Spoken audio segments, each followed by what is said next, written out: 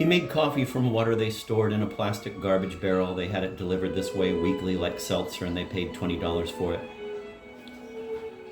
They washed dishes in the water that came through the faucets, and they even took quick showers in it, though they risked rashes, said the government doctors. Once Mamie hadn't heard a special radio warning and had taken a shower scrubbing hard with an old biscuit of loofah, only to step out with burning welts on her arms and shoulders. There had been a chemical pumped into the water, she learned later, one thought to impede the growth of viruses from river rat fleas.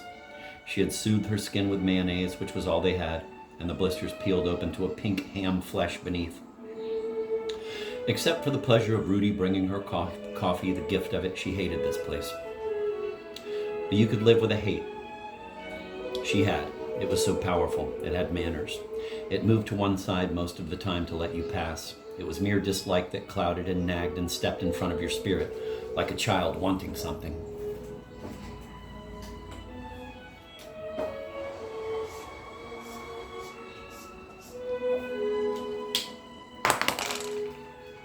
Rudy returned with the coffee. Mamie rolled to the bed's edge and took the poinsettia tray from him as he climbed back up and over her. "It's the coffee man," she said, trying to sound cheerful, perhaps even to chirp. Shouldn't she try? She placed the tray between them, picked up her coffee, and sipped. It was funny. With each swallow, she could recast this fetid place, re-see it with a caffeinated heart's eye, make it beautiful even. But it would be the drizzle of affection felt for a hatred place before you left it. But it would be the drizzle of affection felt for a hated place before you left it. And she would leave, again. She would turn the walls and sinks and the turpentine dust to a memory, make it the scene of mild crimes, and think of it with a false, willowy love.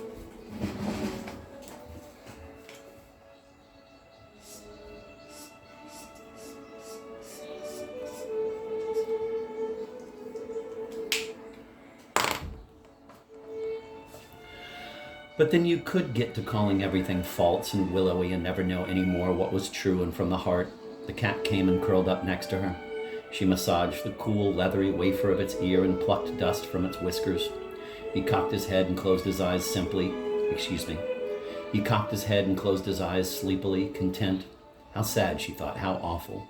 How fortunate to be an animal and mistake grooming for love.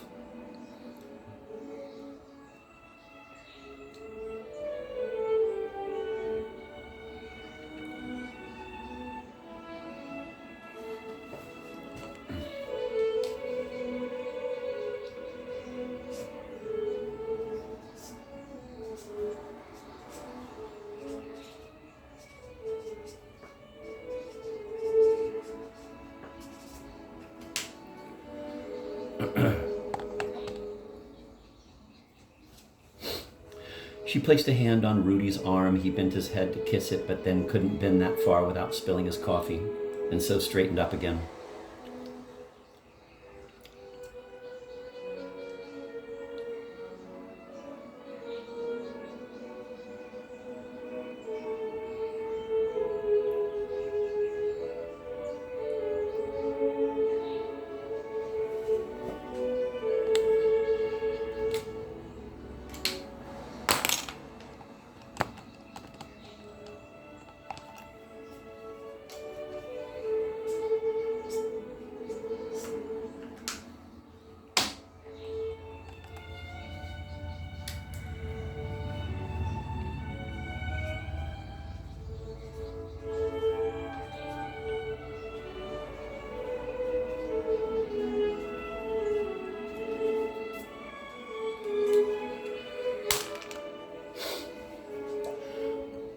"Are you ever lonely?" Mamie asked him. Every moment of a morning seemed battled for, the past and future both seeking custody.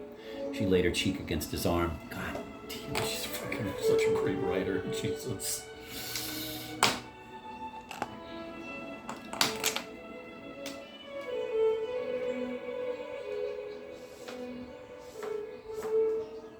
"Mamie," he said softly, and that was all. In the last 5 years, almost all of their friends had died.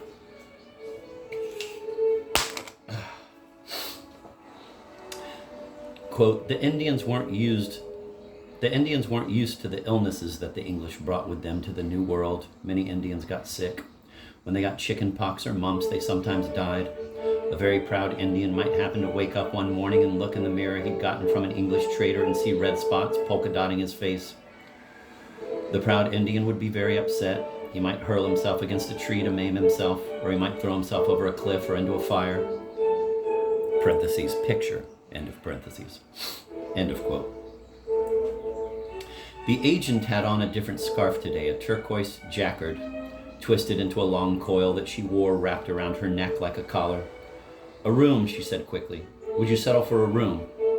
I'm not sure, said Mamie. When she spoke with someone snappy and high-powered like that, she felt depressed and under siege. Well, come back when you are, said the agent in her chair, trundling toward the files. Mamie took the train into Manhattan. She would walk around the art galleries in Soho after she dropped off a manuscript at the McWilliams Company. Then she would come back home via the clinic. She had her glass jar in her purse. In the McWilliams bathroom was a secretary named Gauze, whom Mamie had spoken to a few times. Gauze was standing in front of the mirror applying eye makeup. Hey, how you doing, she said when she saw Mamie. Mamie stood next to her, washed her face off from the subway, and dug through her purse for a hairbrush. I'm okay, how are you? All right, Gauze sighed. She had 2 wax perfume wands, mascara, and several colors of eyeshadow spread out on the mirror ledge. She scrutinized her own reflection and sucked in her cheeks. You know, it's taken me years to get my eye makeup to look like this. Mamie smiled sympathetically. A lot of practice, huh? No, years of eye makeup. I let it build up. Mamie leaned over and brushed her hair upside down. Said Gauze a little irritably. What have you been doing these days? Oh, a children's thing again. It's the first time I've done the pictures and the text. Mamie straightened and threw her head back. I'm dropping off a chapter for Seth today. Her hair fell around her face in a penumbra. She looked insane.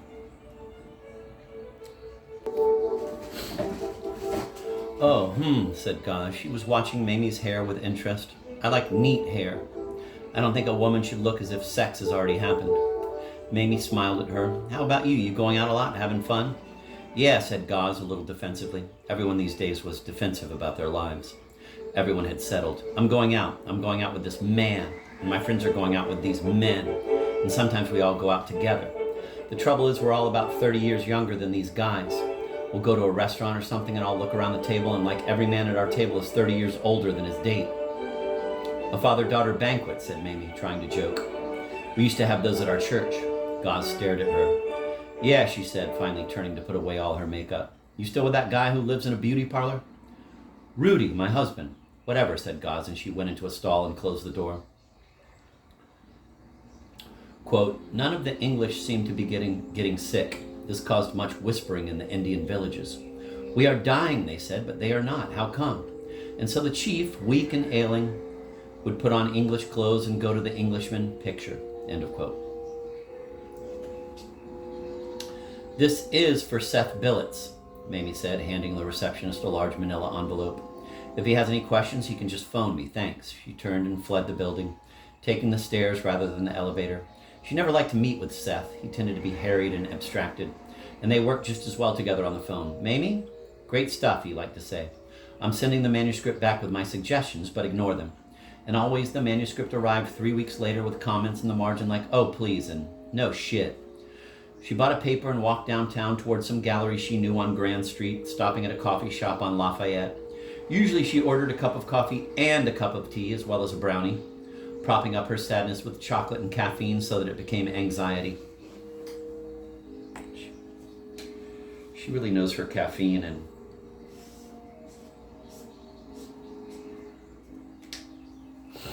I love Lori more. You want something or nothing? The waitress asked her. What? Startled Mamie ordered the Slenderella. Good choice, said the waitress, as if it had been a test, and then hurried to the kitchen in a palsied jog. Mamie spread the paper out at a diagonal and read, the pages stoically full of news of the war in India and locally of the women's bodies, dredged up weekly from the Gowanus Canal, disappeared women with contusions, beaten and drowned, secretaries, students, a Rosie or two. The Slenderella came with egg salad, and she ate it slowly, dissolving it in her mouth, its moist, mothering yellow. On the obituary page there were different deaths, young men, as in a war, and always the ending, he is survived by his parents.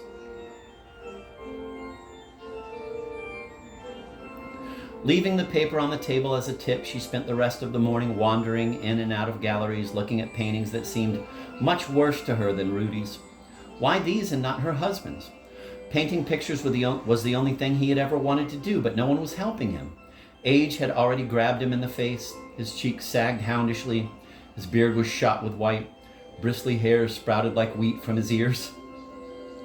She used to go with him to art openings, listening to people say bewildering things like, "Syntax? Don't you just love syntax?" Or, "Now you know why people are starving in India. We had to wait an hour for our biryani." She began to leave early, while he lingered there dressed in a second-hand pair of black leather pants. He looked terrible chatting up the dealers, the famous, the successful. He would offer to show them his slides, or he would go into his rap about theoretical disaster art, how if you can depict atrocities, you can prevent them. Anticipate and imitate, he said. You can preclude and dispirit a Holocaust by depriving it of its originality. Enough books and plays and paintings, you can change history by getting there first. Brilliant. Fucking Lori Moore.